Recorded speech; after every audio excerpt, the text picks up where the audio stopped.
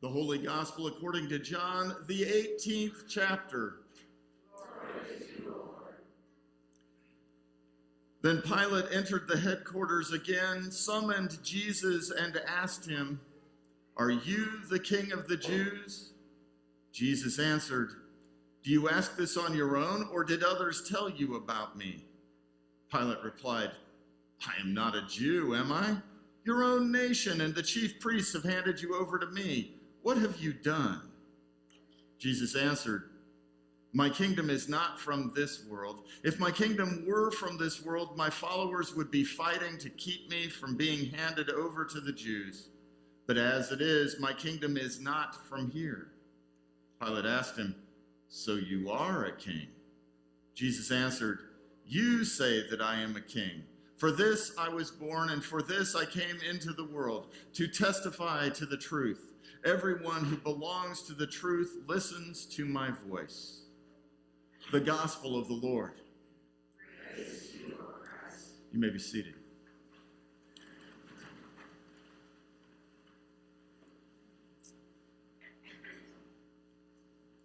For most of my adult life, I have had the opportunity to observe from afar those times when the church is meeting. In the Lutheran church, we call it church-wide assembly, where the church is meeting together to discern what God is calling us to do and to be.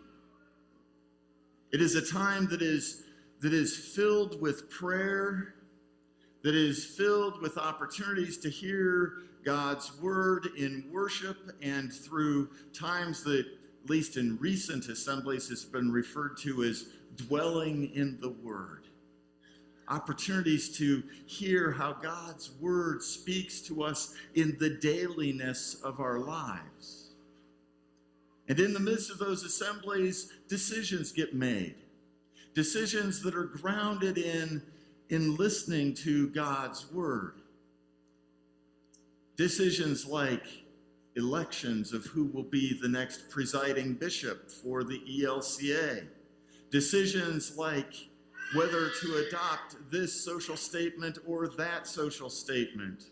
Decisions like how to address policy questions moving forward. How are we called to be church together? And with each one of those assemblies, there is a moment where those who are outside the church, who are not members of this church, and sometimes even members of this church, struggle to understand what is going on there. The news media, looking for those little savory morsels to report out to the rest of the world, are looking for their sound bites, and often grasping the larger and deeper nuance of what is going on. They tend to frame it in things that they understand, like the political process that happens throughout our country.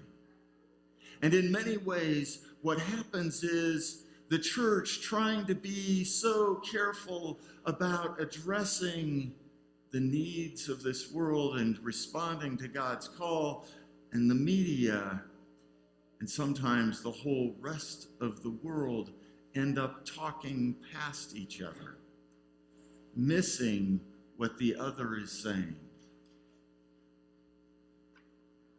In fact, I would argue that as I read sound bites from Pope Francis, there are times when the little memes that show up on the Facebook feed, well, I suspect those aren't the whole story of what the Pope is saying. It isn't just us Lutherans that have that challenge. Today, Pontius Pilate has been presented with a challenge. This is that whole scene before Jesus is sent off to be crucified. Pontius Pilate sure seems a bit reluctant. Some would see him as trying to show some deference or at least respect for Jesus, trying to understand. But when Pilate is talking about what it is to be a king, and Jesus is talking about what his kingship means, perhaps they are talking past each other and cannot understand one another. Pontius Pilate is trying to discern. So, are you a king or are you not a king? And that has all kinds of implications. And Jesus says, my kingdom is not from this world. What Pilate understands is a kingdom that is ruled by, a firm grasp, military power and might, a way in which if you were to resist, we will crush you. The kingdom that Jesus is talking about is a kingdom that is embodied in love. God's love for all creation, God's desire to reconcile all creation to God's self, God's desire to bring about a whole new way of being. It is a kingdom of invitation rather than a kingdom that is exercised by power, particularly military power. And they talk right past each other. And as we hear this, we hear Jesus holding up a whole new way of being. Now, some hear Jesus saying, my kingdom isn't from this world, as a way of distancing from this world, from this whole creation, that he's trying to buy himself some room, much like one might hear certain political candidates for certain offices distancing them from the incumbent. I'm not like that. But the truth of the matter is, Jesus, who John's gospel tells us is God's word enfleshed, taking on flesh and coming to live among us. Jesus embodies the truth that God desires to come down and be with humanity, indeed with all creation. Jesus has not been living and teaching and moving and acting in a way that at all indicates God has any desire whatsoever to distance from this creation. Rather, Jesus comes to live among us, among humanity, comes and brings a whole new way of understanding life together. It is not of this world's way.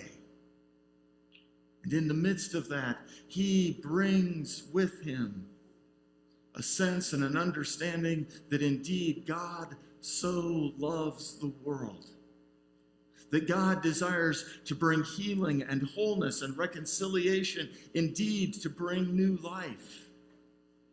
Later in the book of Revelation, towards the end, we heard the very beginning, towards the end we hear that indeed God will bring a whole new heaven and earth, a whole new creation. And so today, we hear this promise that indeed the one who is sovereign over all creation desires to bring about a whole new way of being. Now, today is a day when we celebrate God's presence in that manner. Today is also a day when Luke Tuff will come to the baptismal font.